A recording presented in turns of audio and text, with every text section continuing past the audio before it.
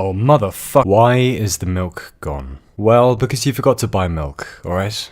And why did you forget to buy milk? Well, that's an interesting question. See, you were gonna get some on the way home yesterday, but then you remembered you had to get some bread as well, so you went to the bread aisle. However, the alcohol aisle was on the way to the bread aisle, so you went there first, because recently you've been doing quite a lot of drinking alone, if by recently you mean the last 12 years. And they had this new 45% bourbon, which was pretty cool, which you bought and then forgot to buy milk. So really the milk is gone because of whiskey. But really you only went to buy whiskey because it's kind of been a cloudy day and you wanted to cheer yourself up a bit, and it's only really been a cloudy day because of temperature differential over the Balkan Peninsula brought on by east moving winds and pressure fluctuations. So really the milk is gone because of the weather.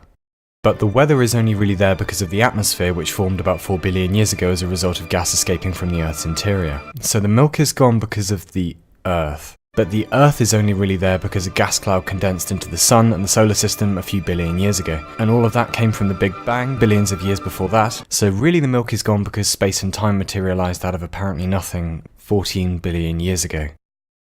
And if that's true, did the universe know 14 billion years ago that if she exploded, formed into galaxies and stars, and they gave rise to planets, and the planets developed ecosystems, single-celled life, complex organisms, humans, human society, domestication of cows, the invention of coffee, milk and coffee, fridges, and finally that you would eventually run out of milk 14 billion years later?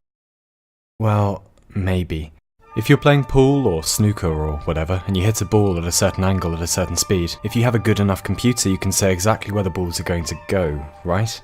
It's all predetermined. If you took exactly the same shot 1,000 times, the balls would do the same thing 1,000 times. Well, if the Big Bang happened 1,000 times over, just the way it did 14 billion years ago, would you run out of milk 1,000 times 14 billion years later?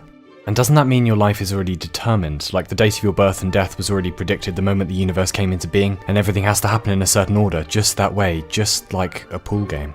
No, definitely not. We've got free will, right? I mean, just because the universe is made of atoms bumping into each other that have to act in a certain way based on what happened before, and just because your brain is made of atoms that have to do the same thing and it's all part of the same system, you can still just decide to do stuff, right? Because otherwise we're just balls in a cosmic game of pool with no free will at all, meaning we're just robots caught in a deterministic system with just an illusion of choice but really having no control whatsoever over our own lives, deluding ourselves into thinking we're somehow different to all the other atoms in the universe, and that would mean you've never made a real choice and you never will, and whatever you decide to do next in life isn't a decision at all but was always going to happen, and there's no point to ever doing anything ever again because everything was pre-decided